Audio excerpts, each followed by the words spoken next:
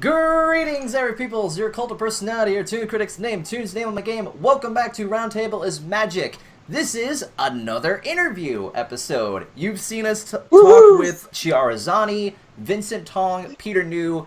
Ladies and gentlemen, though, I believe we have reached a new level. We have ascended into a whole other galaxy. Today I saw with what you us, did there. Yes, you saw what I did far there. away. Today, I bring to you the man, the myth, the legend, the wing giver, Mr. M.A. Larson. Hi, everybody. What an introduction. Yes, I wanted to hype this up as much as I could. So, firstly, thank you for taking time out of your schedule. I know it must be busy, being a successful author and whatnot. Well, this is actually the perfect timing because I've submitted 2 things. So I'm just kind of sitting here twiddling my thumbs. Ah, okay. Well, that makes sense. Perfect day to do this. Yay. Time killer. So I guess the obvious first question is, it's been roughly about 2 years since, I believe, your last episode that you did on My Little Pony. What have you been up to now? How have you been? Well, what was it, 2 years? I think so, yeah. Season 5, I Wow. want to say? Season 5, yeah. There's Mending fences, yeah. about almost So 2 we're full kind of seasons. close to it. Plus, it's probably another year before that since I actually wrote it. Okay, yeah, I'll give you that. It's been a long time. Oh, yes. Writing books. I got a 3rd book coming out in August of this year. Mm. The Nice. last What's it called? one. It's the 3rd book in the Penny Royal Academy series, the last one. Mm-hmm. So I get to wrap everything up. Awesome. So pretty much that. So, Has that been kind of your main focus? What's that? Has that been kind of the main focus over the time? Yeah. It's a lot of work. My wall is just covered in note cards and things to try to keep track of. It's a lot of characters, and then it's over 3 books, and I'm like, oh, I wanted to do this from the beginning. Am I going to be able to do that? So, wrapping things up. I imagine you've got the LA Noir sort of style where you have the red line, connecting all of the notepads together. Yeah, exactly. it all makes sense. It's a conspiracy, you see. Oh, That's right. Silly me, I almost forgot. We have co-hosts with us today. We have Golden Fox, Hey. Lightning Bliss, What's up? and British Ninja. Hello. Right, so let's officially get this started. What got you into doing writing, and how long have you been doing it? I kind of got excited about it in high school because I had an amazing English class called Mythic Patterns, and it was all about the whole class was about subtext. It's like when you read something, there's actually more going on than what you're reading, and that really excited me. Mm-hmm. So I started writing. We had an assignment where we had to write a hero's journey, and I chose the dog piece on the Monopoly game, and I remember feeling really nervous because oh my god, he's gonna hate this. I'm gonna get an F. But it was that was exciting to feel nervous about it. So I kind of got hooked. And then I went to college to be a filmmaker, to write and direct. I wanted to direct my own movies. Made a couple of short films and absolutely hated it. It was awful. And realized that's not for me. I just wanted to focus on writing movies. So that's what I did. Started writing screenplays with a friend of mine. When I lived in New York, we wrote a Green Hornet movie before Seth Rogen's. Kevin Smith. Yours was probably better and all. Kevin Smith was going to make a Green Hornet movie back then, and my partner and I were writing the prequel to the Kevin Smith Green Hornet.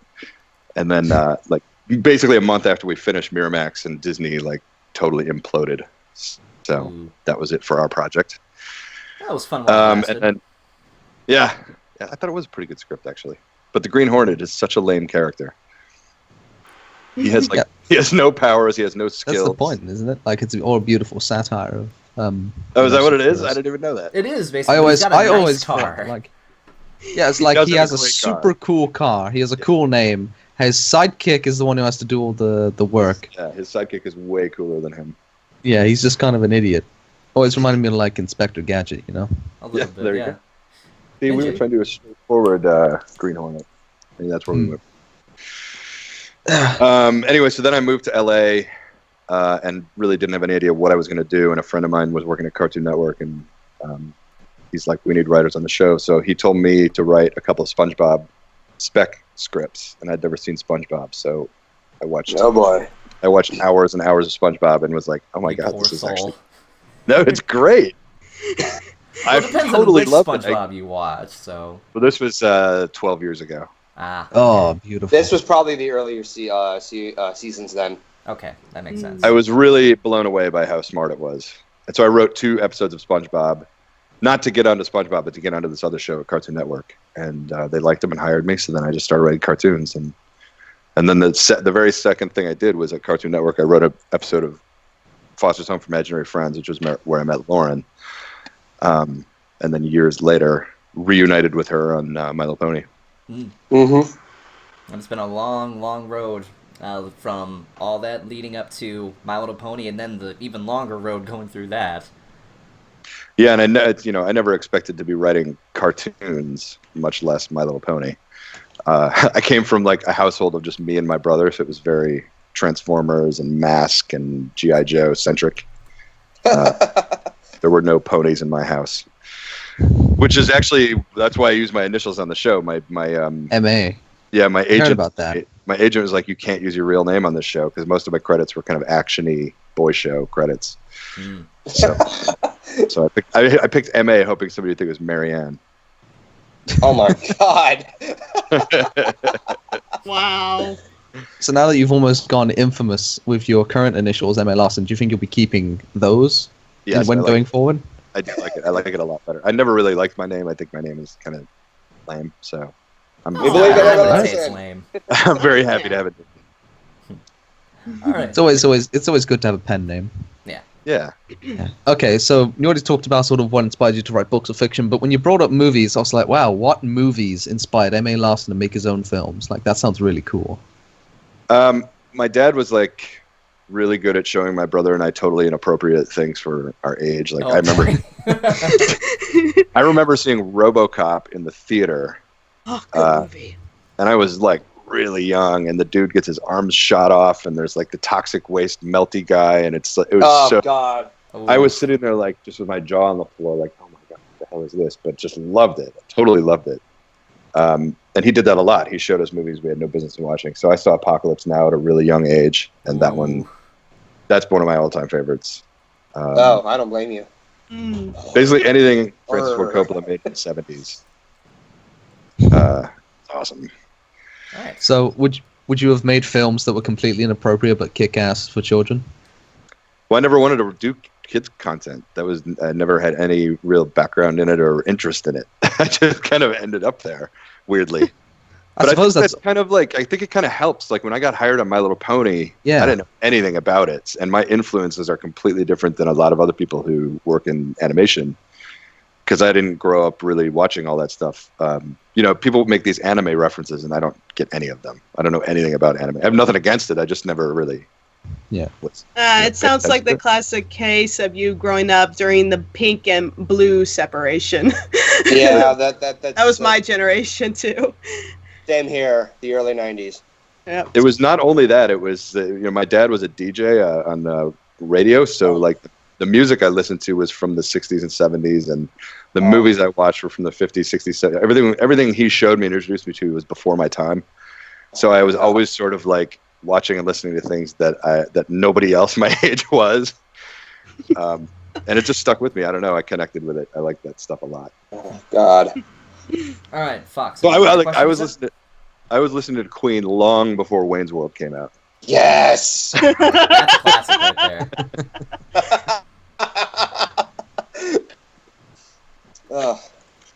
Anyway, Foxmink, you're up.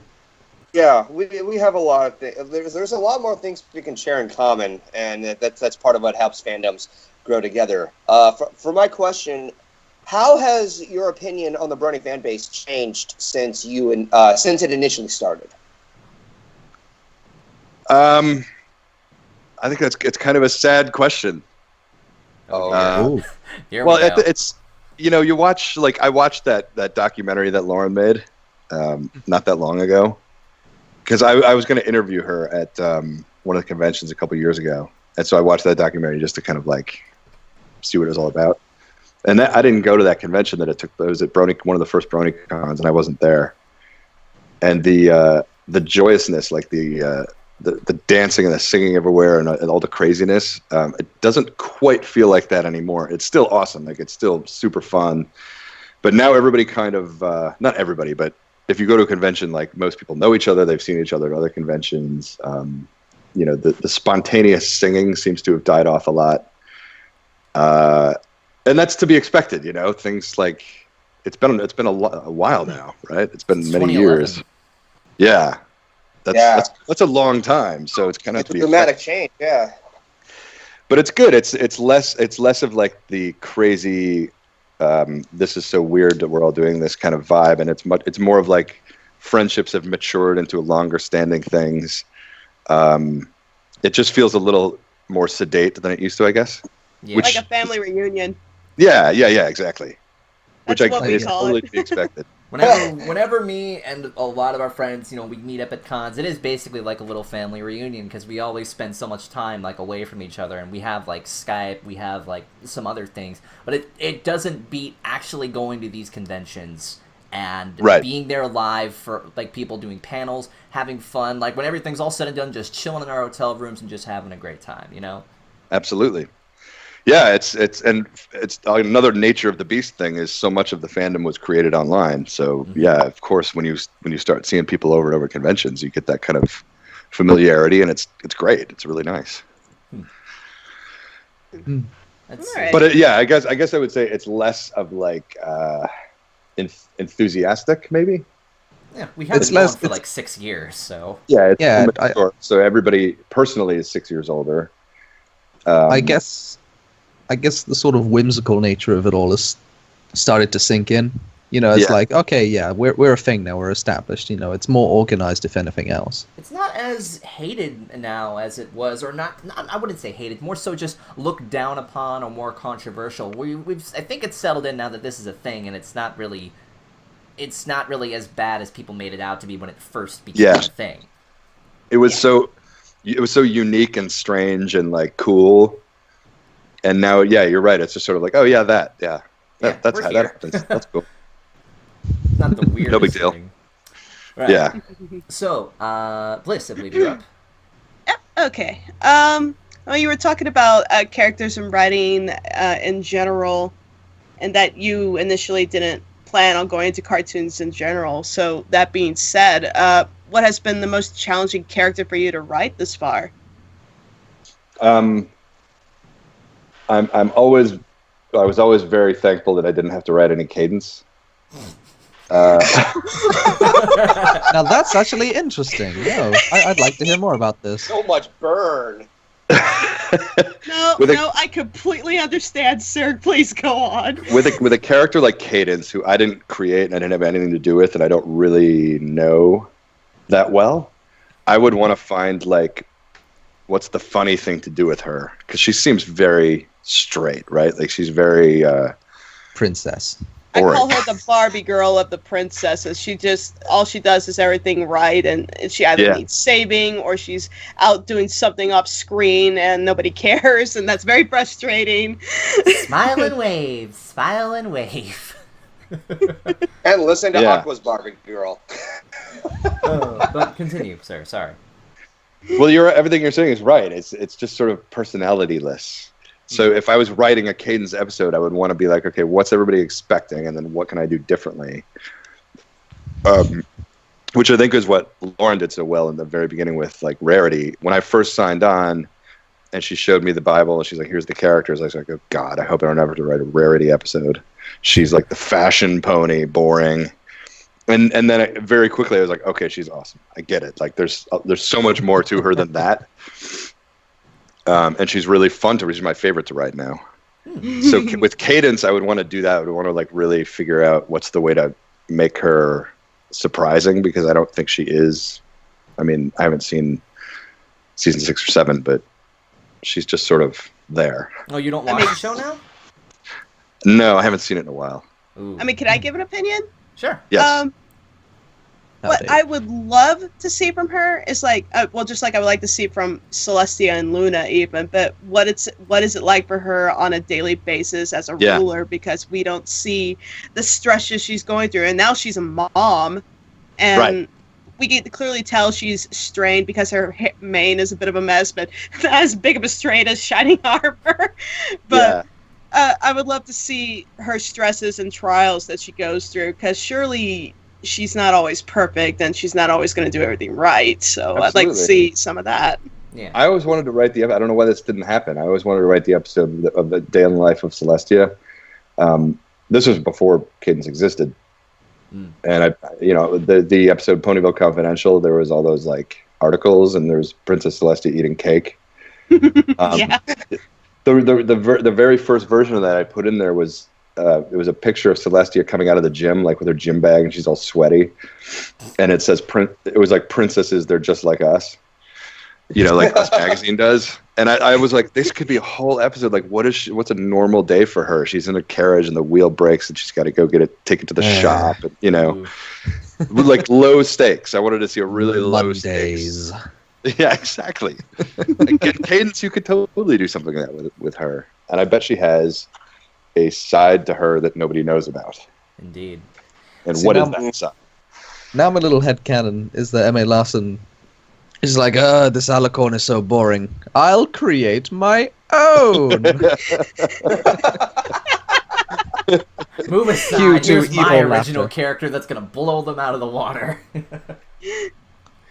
All right. Here's a good example of what I like to do. In the 100th episode with Gummy, I was just like, what is he thinking? Like, you see him and he's always doing that, but what is he thinking? And then just like write that monologue. And all of a sudden, his character is expanded, right? Like, I would love to do that with Cadence. Like, what is this? What is the secret side of Cadence that we don't know about? I hope there's one. So I was going to ask you originally, what do you think makes a good episode great? But I think I'm going to switch that up a little bit. What do you feel is necessary for a good episode by your standards? Surprise is the biggest thing, definitely. And it's one of the things I loved about working with Lauren is like she would take a lot of the early episodes. If you look at the episode, it's like a basic sitcom kind of premise. Setup, yeah. You've always seen this setup a million times, but she would not let us leave the room until we figured out a way to like take it in a different direction. Oh wow! And it sucked because it's like I just want to go home, but she wouldn't let us finish. Even you're in there for hours trying to break the story down, and eventually you're like, okay, I'll just take it from here. I'll figure it out. But she was like, nope, we got to figure this out. We got to figure out a way to twist this so that it goes in a different way. And when I write scripts, this is weird to say because I don't know how many of you guys are writers, but so when you're writing, this is weird to say because you're the one pushing the keys. But I always try to surprise myself and like write something and be like, oh, I don't know where that came from. But that was kind of funny. So I always try to do that as much as possible, and I don't really know how to do that. It's just something that kind of happens. You're just writing, and then it just comes out. But if I can surprise myself, then there's a good chance I'll surprise the audience too. Yeah. So I think that's it for me.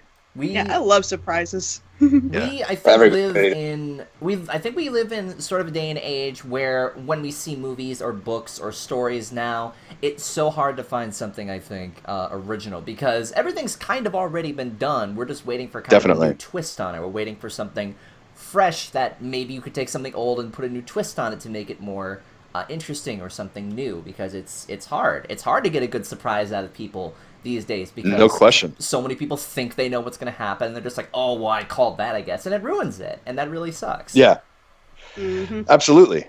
Especially like, here I am talking to analysts. Like, you guys' job is to break these things down. Yeah. So a lot of times, if you can see the formula and you can see what's coming, then it's just no fun. Yeah, it's kind of what we do. We look at the story, we make theories about it, we make headcanons, we make like, oh, what if this will happen? But it's interesting though to sit down and actually talk with one of the writers and make us look like idiots, because most of the headcanons we have are probably wrong. So if I may interject, sorry. Oh, go on. Okay. Like, it's not so much as a formula or something that we're already familiar with. You can make a story unoriginal or make everything as formulated as possible, as long as you can still make it entertaining. Right. Totally. Yeah. Absolutely. Like I think a great example of that is The Sopranos. Sopranos came out at the exact same time as that movie that I can't remember the name of. Analyze This. Mm-hmm. And the whole mafia thing had been done to death. Everybody's seen it 1,000 times. But then The Sopranos came out and did the exact mafia thing, but did it in they executed it in such a unique way that you just couldn't stop watching it. And so yes, you take a tried and true formula, but they just executed it the right way. Yeah. It first happened for me when I was on that show. My gym partner is a monkey. Cartoon Network is the very first show I worked on. Mm-hmm. There was the episode I wrote where I was like, got that same feeling of nervousness when I was turning it in, because I was like, this is so weird. I don't know if I should turn this in. They're going to fire me. But there's a character in the show. It's about a kid named Adam Lyon who ends up in a school for animals because his name is Lion, and there was a technical error, clerical error. I remember this show. Mm-hmm. And there's a character who's the guidance counselor, and he's called Mr. Mandrill. And he's sort of a kind of hippie, like, yeah, man kind of guy. And there's an episode where I can't remember exactly why, but throughout the course of the episode, he's getting more and more frustrated, and he keeps saying, if you keep doing this, I'm going to freak out. I'm totally going to freak out. And then at the end of the episode, he's finally hit his breaking point, and he's such a calm, like, chill dude. And he's like, all right, that's it. You've pushed me too far. I'm freaking out. And I don't know where this came from, but instead of writing him like going totally Mandrill style and destroying his office, he just starts dancing and like disco music starts playing. And it turns into this like 70s style dance party freak out. So everybody else is like, okay. And they all start joining in. And it's just like, I don't know where that came from, but I was like, that's how I'm going to end it. His freak out is like a 70s freak out, not like a violent, you pushed me too far. And they made it. They ended up making it like that. So I always try to do that in any cartoon or any kind of writing. It's like just leave room for you to surprise yourself, I guess.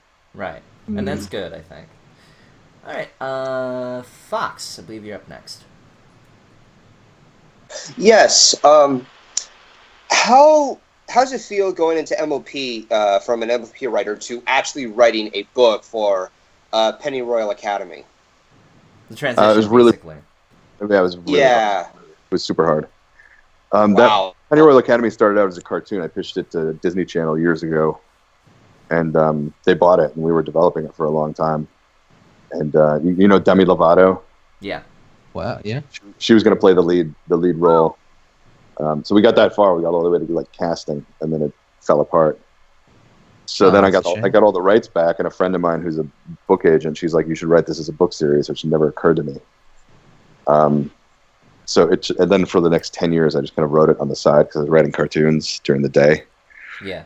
And it's just it's a completely different kind of writing. It's like if you're used to building motorcycles, and then somebody gives you the part and says, "Build a car."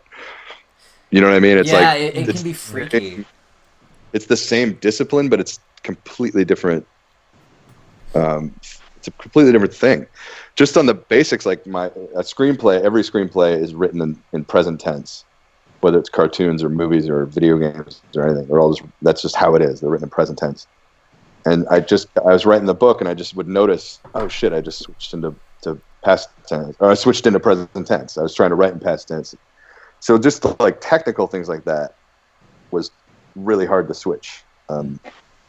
You can't say what a character is thinking in a screenplay. In a screenplay you can only write what you actually see on the screen.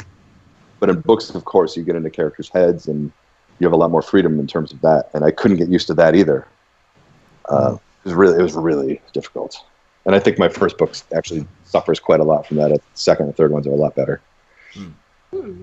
I think a lot of liberties people take when writing for like a show is that they don't consider that when it's in a book, you have no visual cue. Like you have to explain everything and just sort of paint this perfect picture of what you want the scene to look like in your mind. Yes, and then I read somebody else, I can't remember who it was. It was an author I really like who said, you also have to leave room for the audience or the reader to fill in their own visuals. So you do need to create the scene, but you also need to not over-create the scene. It's tough because in a screenplay, it's pretty straightforward. You just you explain only the important things that you will see, and then you just leave the rest. So it was really grinding the gears to switch to writing books. I get you. And now when I write a screenplay, I overwrite it, and I have to go back and really have to. It's like constantly switching disciplines, like walking that tightrope. I guess. Yes. Oh, that must suck. It's gotta be difficult. It's really hard. Yeah, it's really hard. Ugh. So, outside of sort of the Brony community, what other franchises or fandoms are you into? You skipped me, Ninja. It's okay. Oh, it's sorry. okay. He's a it's ninja. okay. He's a ninja like that. He just. Hey, man. Exactly. That's why he got Go me. right ahead. Sorry, Liz. No, go Should I ahead. answer Liz, that? Go ahead. Okay. I was just You gonna remember let this question? Remember the last time you asked this? Just... Yeah, and I don't want to really ask it because Oh, it's just the I'm song, glad yeah. it's written This was the this this is the way. question that got Vincent Tong to. We'll do a group call with Vincent. I am going to say this the way it was written because I think this will save me from another repeat, and I can see the chat right now just begging for it to happen. It's not going to happen. Behave. So, what do you do on your downtime? See, it sounds like you're hitting on me. The way you asked that. Great. Now Lightning Bliss is hitting on Emily Larson. Great. No, I am not. I heard it in your voice. No. I'm going to get jealous at this point.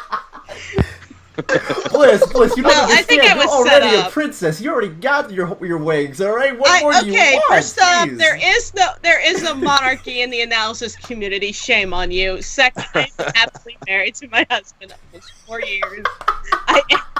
They're setting me up, so I. Oh, this is too funny. I'm sorry. Go ahead. Oh, Yeah, great. If you would, Come on, Lizzie, keep it you together. did it to yourself. If you wouldn't have asked it in that tone, then No, we they wouldn't. set it up for me. I didn't want to ask this question. He intentionally did something. I have to ask you. See, Felicity, I went before you to try and escape you from this favor. But you know, you really wanted to ask it, didn't you? You did. You did. In a real way. So what do you do in your spare time when you're not writing and whatnot? Do you like to draw or play games, see movies, stuff like that? I wish I could draw. I can't draw. I feel your pain. Every time somebody finds out I'm in cartoons, they're like, "Oh, draw me this." I can't. Not as the artist, you silly. Yeah. I love going to movies. It's still, even though I kind of gave up on directing, it's still my favorite. I love it. It's my absolute favorite thing. I bet you'd be a great director, personally. I keep thinking like, I should try to go back into that, but I think it's too late. It's never too late. I got to write my own script for that. That's another tough thing about animation. I couldn't really do that. It's like you can't really make an independent. I guess you can, but make an independent animated show. But it would cost so much money and take so much time. Yeah. You need, like an iron crew of dedicated people who get it. Yes, and then I'd have to find some way to pay them. Yeah, I read a lot. Go to movies. I love basketball. I'm a huge NBA fan. What's your favorite team? Unfortunately, it's the Minnesota Timberwolves. Ah. I like how too. It's like Yeah. Now, if you I know, were gonna say like a Chicago team, then maybe we could get someone talking about that. Little part of him died inside there. just a small bit. I'll live. I do. I hate the White Sox more than anything. Okay, now. oh boy, that stuck a nerve with me. Continue. I'm sorry. Triggered. I'm from Minneapolis, so I've been a lifelong Twins fan. Oh God, I got triggered there for a second. I apologize. Goodness gracious. Yeah, that, and then I love going to conventions. That's what do I like to do in my spare time? I really like going to conventions. It's so much fun. Oh, awesome. Yeah. So I guess I'll go on with the question that I was meant to go on. Sorry. So you're outside fine. of sort of the Brony community, whatever franchises are you into? Like whatever stuff do you like to get involved with, movies or such? Well, I didn't even know about fandoms and things like that until MLP. I didn't know anything about. I knew about Trekkies, but that was really it. And then when Lauren first told me about this, and I started looking into it, and then I found out there's fandoms for like Sonic the Hedgehog and stuff. Oh, great. Okay. About that. Be careful where you go in that fandom. You never know where you're gonna end up. This is from first-hand experience. There was when we were at a convention at TrotCon in Columbus, Ohio, at the same hotel we were at. So it was a Brony convention. Then there was also this like Christian dating convention, and there was also a Shrek 3 convention. What? Is Shrek 3 can what? Not Shrek 2, Shrek 3 not Shrek convention. 1. There was a Shrek 3 convention specifically. I would have really loved to see the Christians dating things response So you to got- just so let me Shrek get and a this straight. giant horse walking You have- down the I'm same gonna road. assume- Hang on. Let me get this straight. So this was at a hotel, right?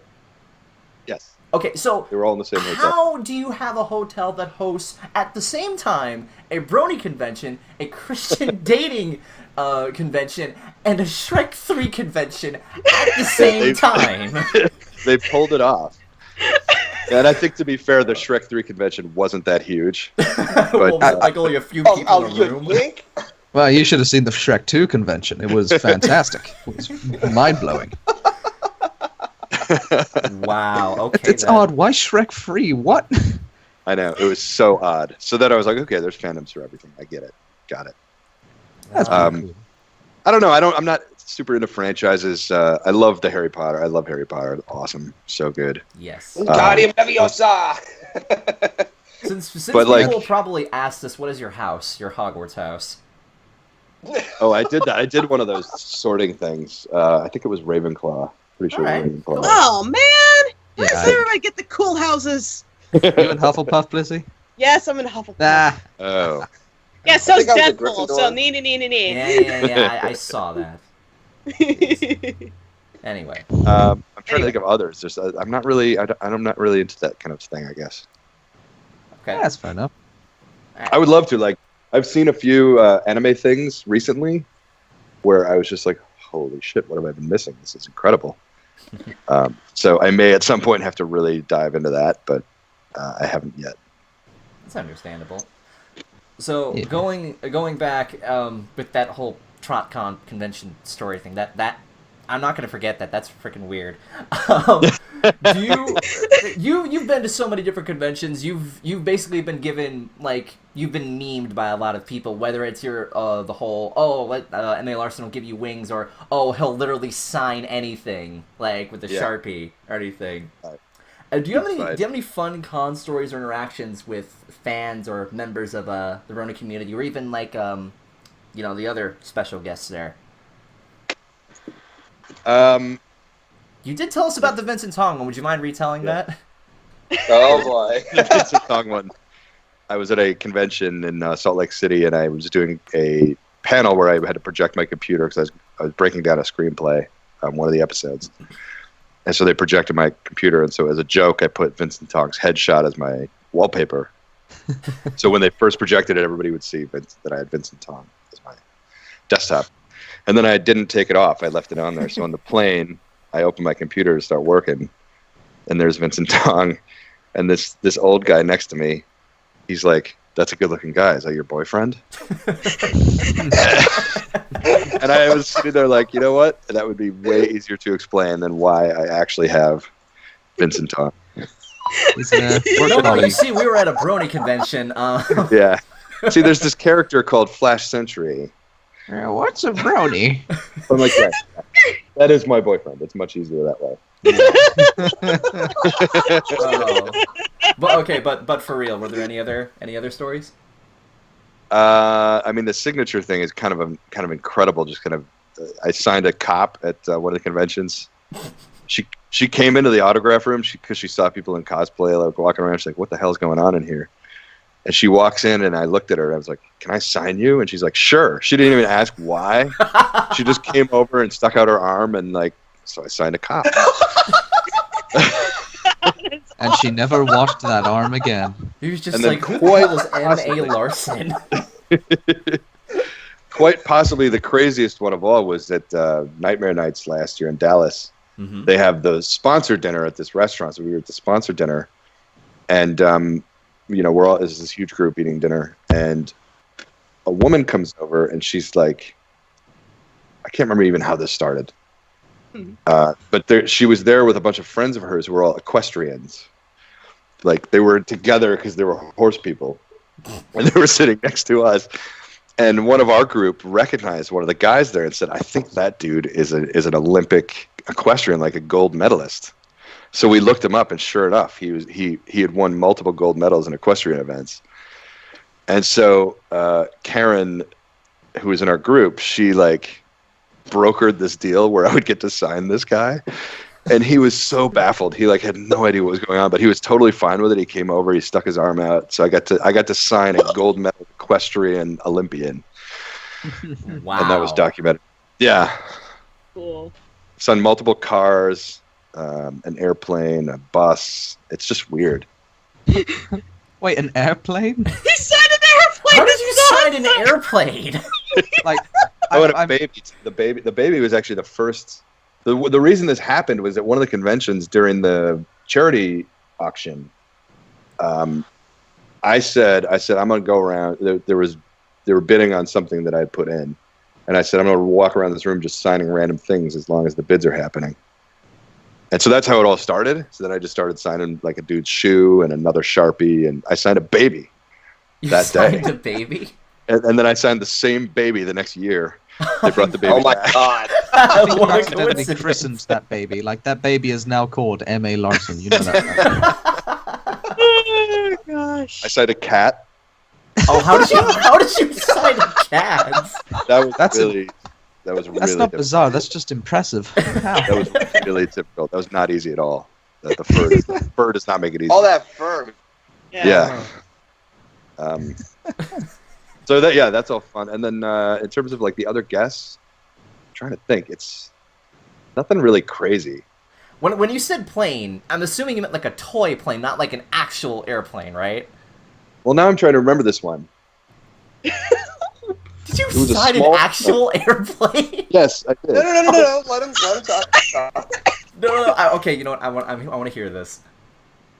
I'm trying to remember how it happened. This wasn't at a convention, actually. It was somebody there who I can't even remember. I've signed cars outside of conventions too, which is always weird when you're in the content. And for some reason, in the context of convention, like walking around with a Sharpie, signing everything in sight makes sense. But then as soon as you like leave the confines of the convention, you're like, should I really do this? Isn't this vandalism? Some guy comes out like, what the hell is this on my hood? Who is M.A. Larson? I honestly don't know what it was. It must have been. It was a convention that was near an airport. I can't remember. I think it might have been Seattle. I can't remember. It's okay. All right. It's still impressive. And then the bus. It's hard to remember too. I think the bus is like a group that drives around Yeah, to the convention. Pegabus. Yeah, I know the guy. Yeah, that's right, the Pegabus. Oh, it's been a long time. I can't remember all these things. No, don't worry about it. It's all good. That was beautiful. But anyway, we could spend the rest of the interview just talking about weird stories, but... Lord knows we got a few of our own, but Oh, gotta we keep have plenty of crazy con stories. But, yeah, go ahead, Bliss. You're up. So I'm not a writer. Technically I did write a book. Took me almost 15 years, but I could never get it into an agency. That I don't think anybody's interested in space strikes in outer space. Why not? Real problems. I don't know. I think it's not exactly child friendly enough. Okay. Probably that's the issue. But yeah, I'm an animator and an artist. I'm a video editor, and I struggle with writing all the time. It's script writing, for that matter. And so the question would be, what tips can you give writers? That's always a hard question, because I feel like everybody's experience with writing is totally different, and my advice might not make sense to other people. I think we are kind of in the same boat. I really don't enjoy writing. Oh. It's hard. It's hard. It's not fun. What is fun is when you're done and you have like something you've written and you're like, oh my gosh, this is awesome. Then it's great. That's a great feeling. But actually sitting down and doing it, I find really difficult. There's some people who are like, it's great, I love it, I can just write 10 pages right now. But I find it to be a slog every single time. It is. It's always hard getting it like started, just like getting the gears going. That's right. But then once you get going, like it's just nonstop. Yeah. Yep. Well, I You think enjoy that's the result, not the process, basically. That's right. And that would actually be my advice: is just kind of accept that what you're writing is not going to be good, and that you can make it good later. Because that's where I get bogged down. Is like, oh, I'm just writing. I can't believe I'm writing this. This is garbage. This is so bad. And then you just kind of stop.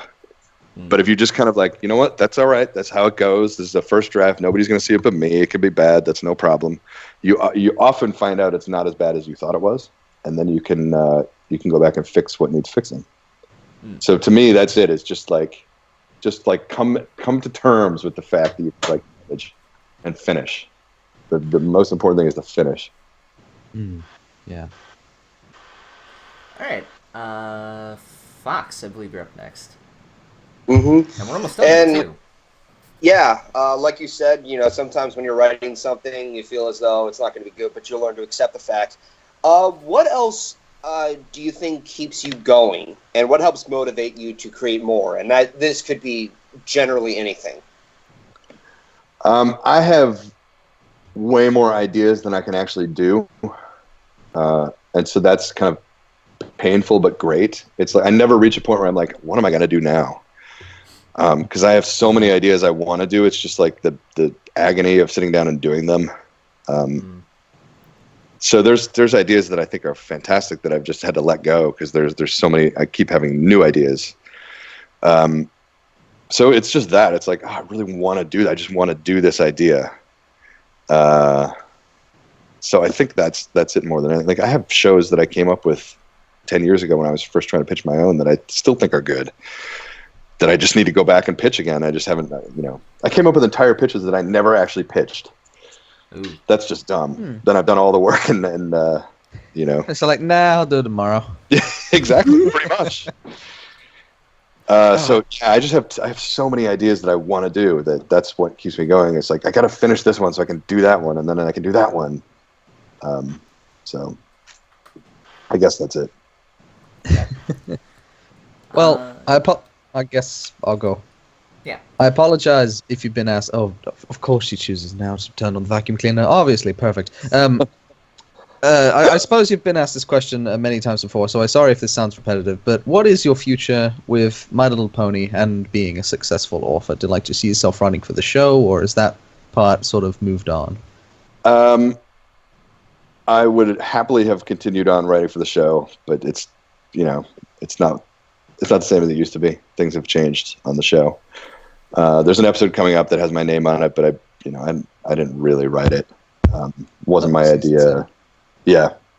Oh, interesting. What episode was it? Yeah, I mean, it's coming up. But yeah. It's not really my episode. Amending Fence is like the perfect one for me to end on because it was my idea. I was the story editor, so I got to, give myself notes. Cool. So I could really do the episode I wanted to do on that one. It was different.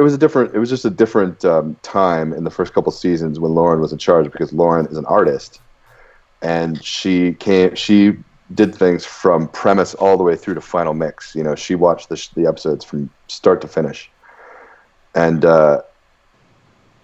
it was just so my part was really segmented. It was like, okay, I go in when she gives me a premise, then I go in for the day and I break it down with her and the story editor Robert and Zeddy, and then I write the script and that's it. Then I'm done. Then she takes it from there. And when she left, there was nobody who came in and kind of replaced her. There was no overarching person watching the show from start to finish. Then it became kind of fragmented. Plus, the show is produced in Canada, written in L.A. Tara Strong is in L.A. and all the other actors are in Canada. It's just kind of like all over the place. The Hasbro executives are in L.A.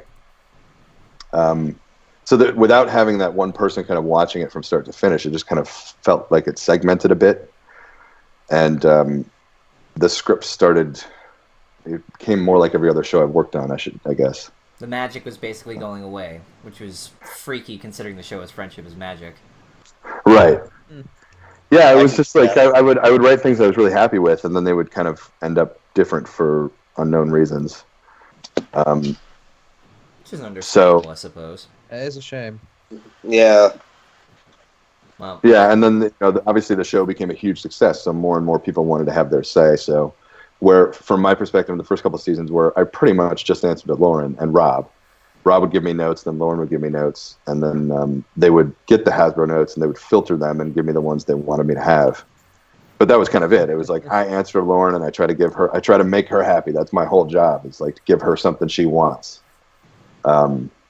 And then that definitely is not how it is anymore. It's sort of like, well, there's this person here and this person here and this person has ideas and that person has ideas, and it's just like, what is going on? So you sort of feel like you're taking dictation sometimes. Mm. So it's just, and it's just, it's not, there's no point anymore, I guess, for me to do it.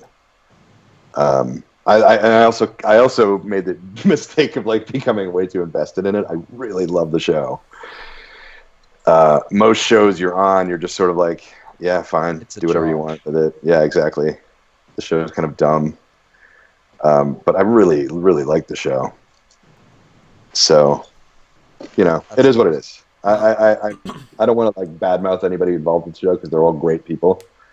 It's just it doesn't have that kind of like leader in charge anymore. Yeah, I admit I missed that, and I have noticed its absence. So it's like, but I don't know. I guess Hasbro does what they think is best, right? Well, it was also from the start. It was sort of even in the first couple seasons, it was really fragmented because there's no writing staff. We're all freelance. Yeah. You never know if this episode is your last or if they're going to ask you back for another one.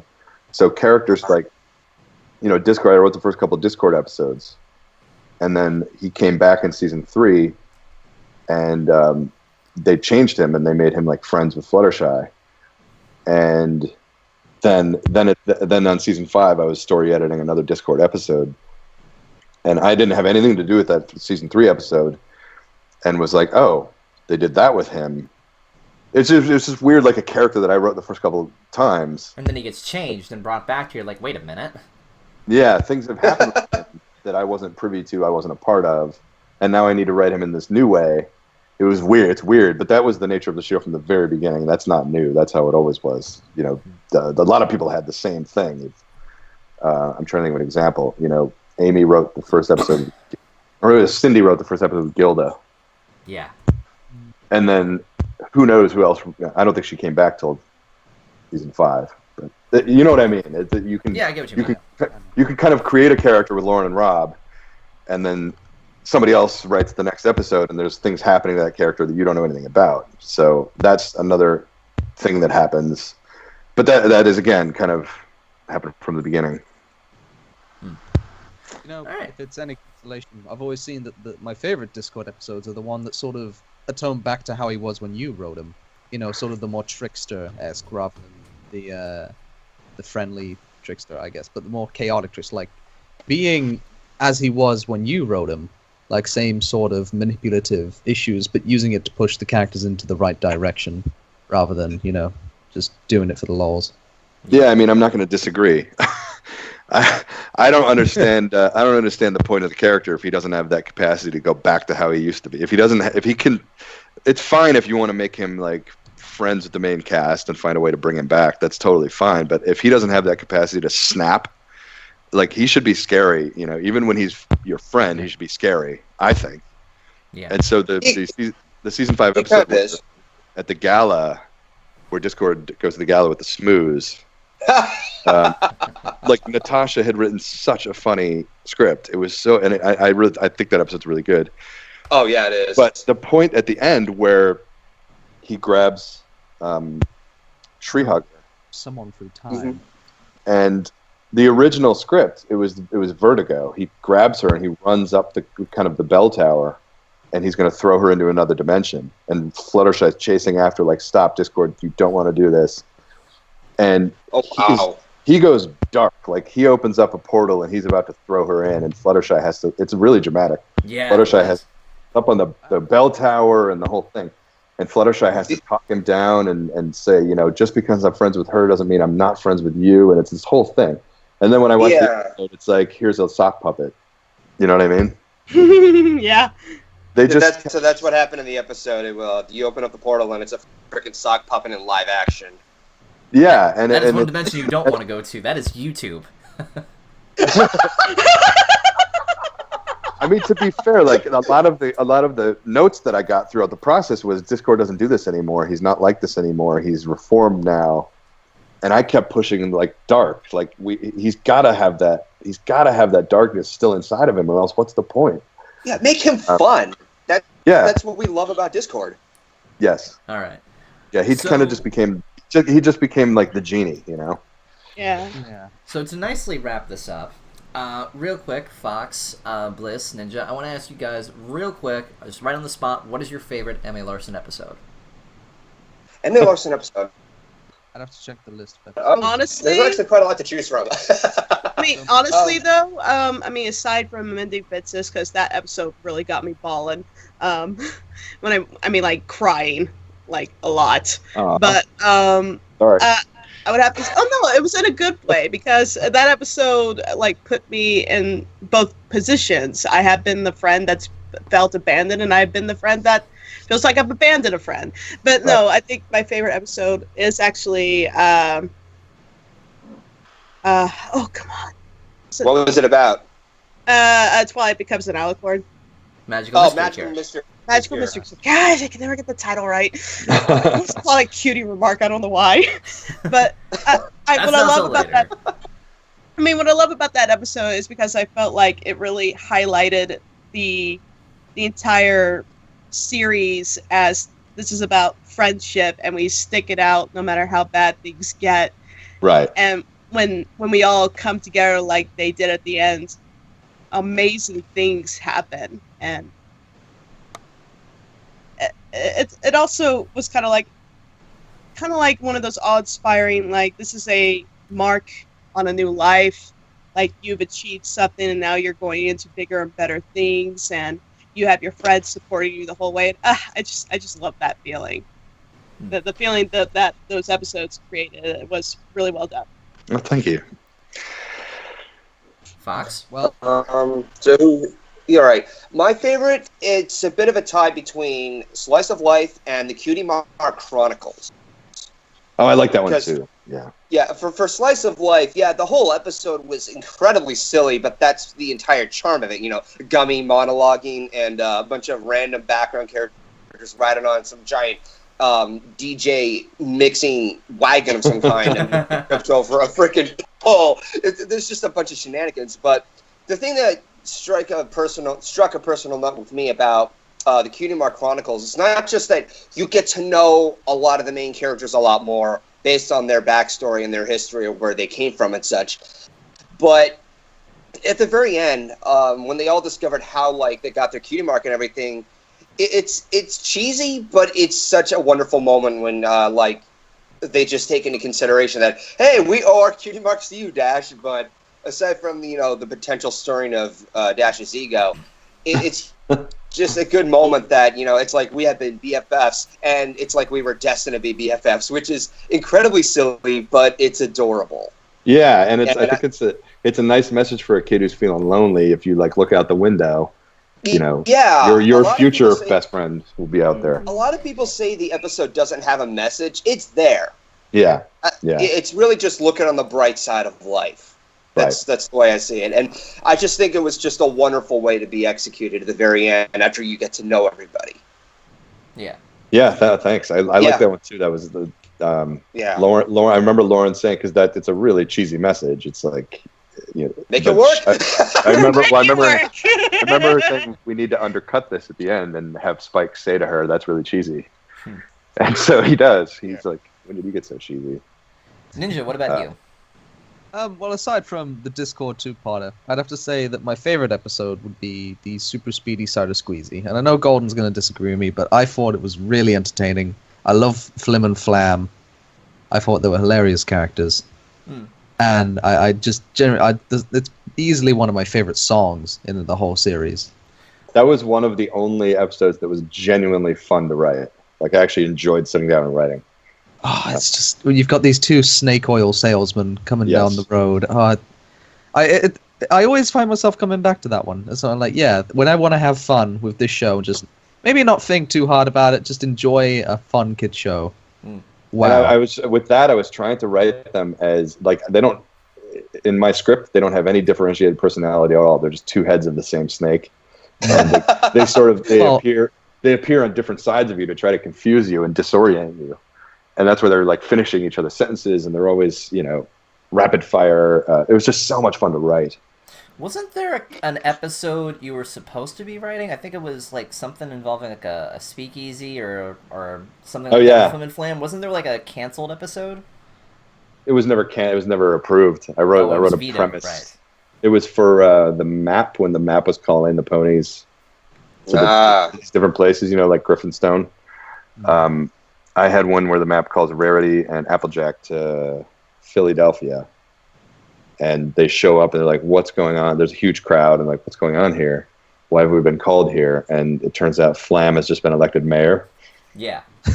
And he's like, my first order of business, I'm outlawing cider in Philadelphia. Oh my God. So Applejack is like, well, we export a lot of cider to Philadelphia, so, this is no good. So she becomes a bootlegger and is sneaking cider into Philadelphia. Oh, I can see where this is going. All right. I can see the potential. Oh my God. I can see why this episode may have not been approved. Because it's the implications, what we're referencing, you see. Yeah. Well, that's what they said. And then Rarity becomes like a Mata Hari kind of character. She becomes Flim's like girlfriend. She pretends to be his girlfriend. He's the campaign manager. Oh my God. So she can like get information from the brothers and what they're up to. And then I guess it was too quote unquote adult. Well, if you had the power to do that episode, like, would you? If they let you? I think you could absolutely do that without any of the fear. The fear is that it's too adult. It's clearly prohibition. I think you could still do it where it's not reliant on that. It could be really funny. There have been other episodes that have potential like adult themes and such, or adult messages, the kinds that would be considered inappropriate. I mean, there was the cutie map, and a lot of people say it's a promotion of communism and everything. Right. And right. it would just snowball into all these different things, and there'd be controversy behind it, and it'd just be one big mess. Yeah. Probably. But I think it was called Philadelphia Ragtime. And it would have had all this like awesome jangly piano music, and it just would have been so much fun. I think it would have been so fun that you wouldn't really notice that element of it. And it wouldn't have been like about prohibition. It just would have been an element of it. So I think you could avoid a lot of the adult themes. It would have been fun. It would have been a fun episode. Yeah, I can definitely see that. I really think there's a nice touch with the name Flim and Flam, like Flim Flammery. That was Lauren. That was all Lauren. Wow. That makes sense. That is excellent wordplay. It's great names for them. So I'm gonna wrap all this up. Lastly, my favorite episode that you've done is Luna Eclipsed. It was one of the first episodes that when I was getting into the fandom, I didn't get in until late near the end of season 1. And I wasn't really fully into the show. When I watched Luna Eclipsed, that was the episode that fully convinced me to get into the fandom. I loved how you were able to write it. It brought a new perspective to me for Luna, and it was interesting to see how you don't have to fear things, I guess, anymore. It's weird because back then I could state like 100 reasons why I love the episode, but now it's just when I think about the episode, it resonates with me, Right. Well, thanks.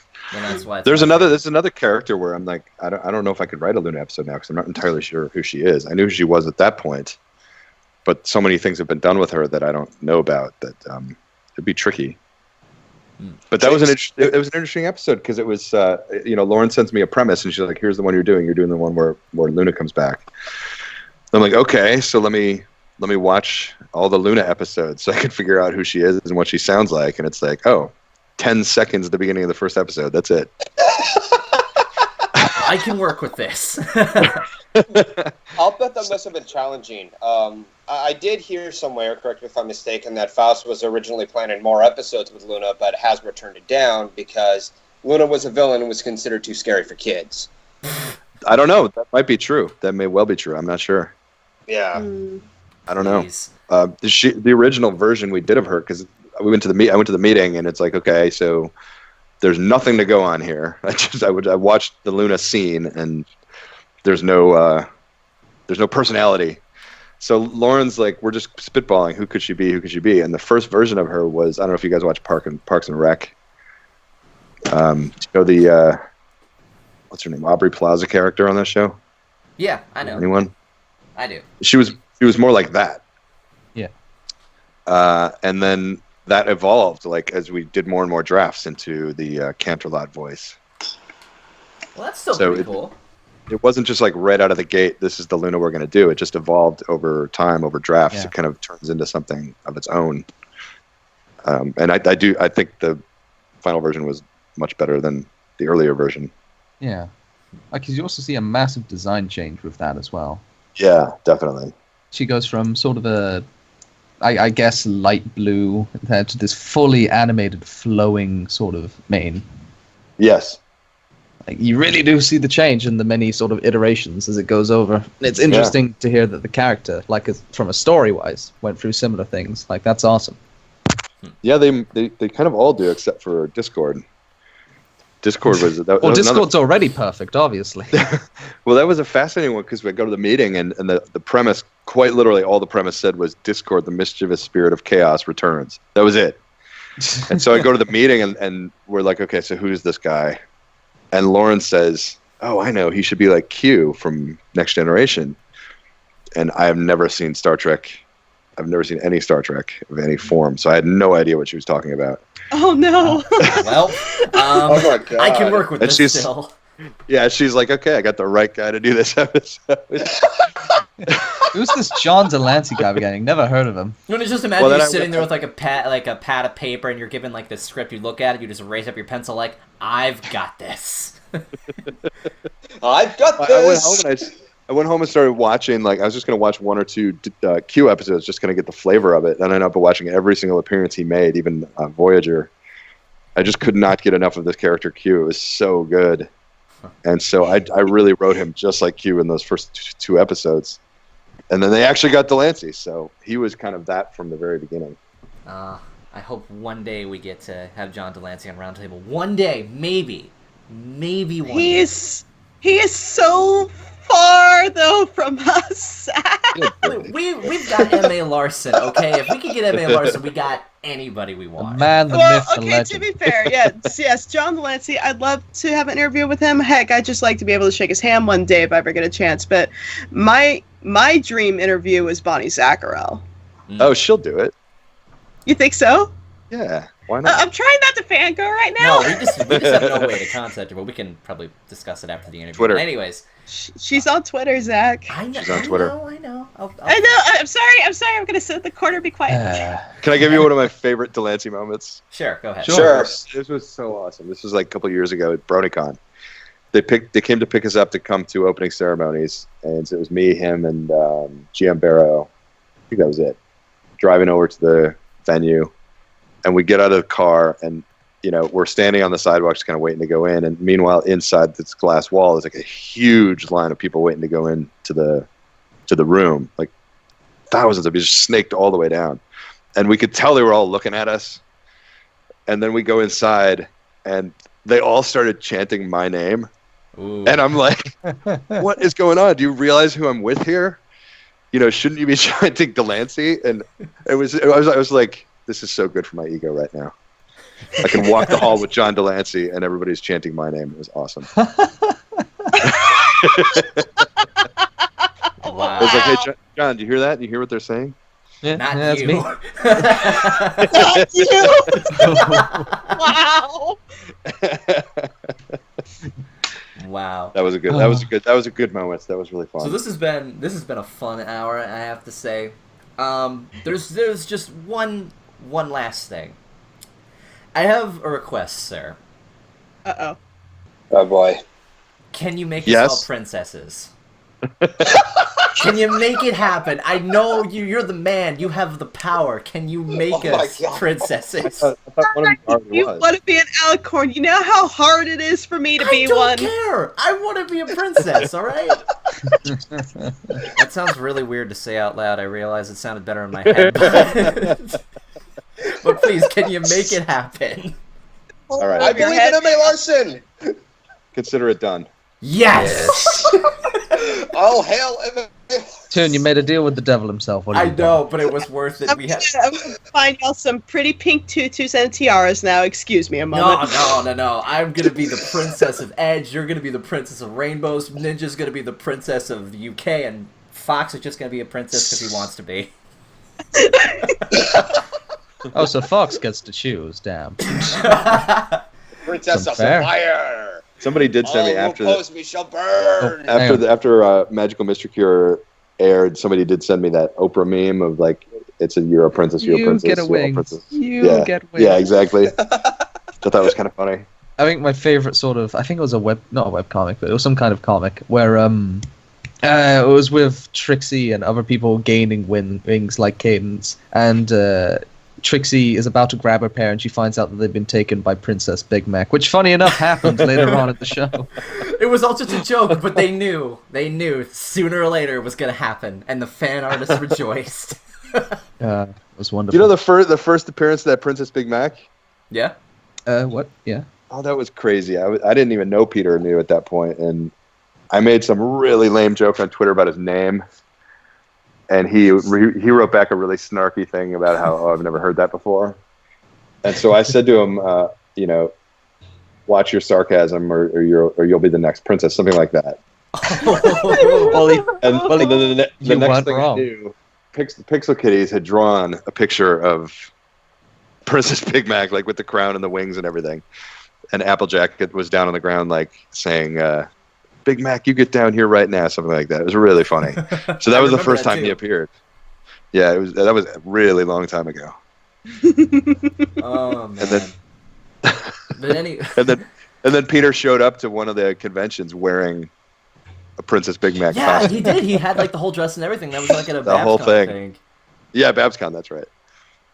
Yep. That was a good time, though. Like, good That times is a were had. proud That's man. wonderful. All right. So this has been a great hour. It's been a pleasure, We've so. ascended, and this has been one of the most entertaining interviews I think we've ever done. So thank you, M.A. Larson, for Yeah. taking time out of your schedule to do this. It has been an absolute honor. Thanks to you. Thanks to all of you. All right. Well, I hope everyone else has enjoyed this as well. So go ahead and put down in the comments what your favorite M.A. Larson episode is, or if you have just any sort of question, I guess we can roll from it from there. But as always, thank you for watching, and stay awesome.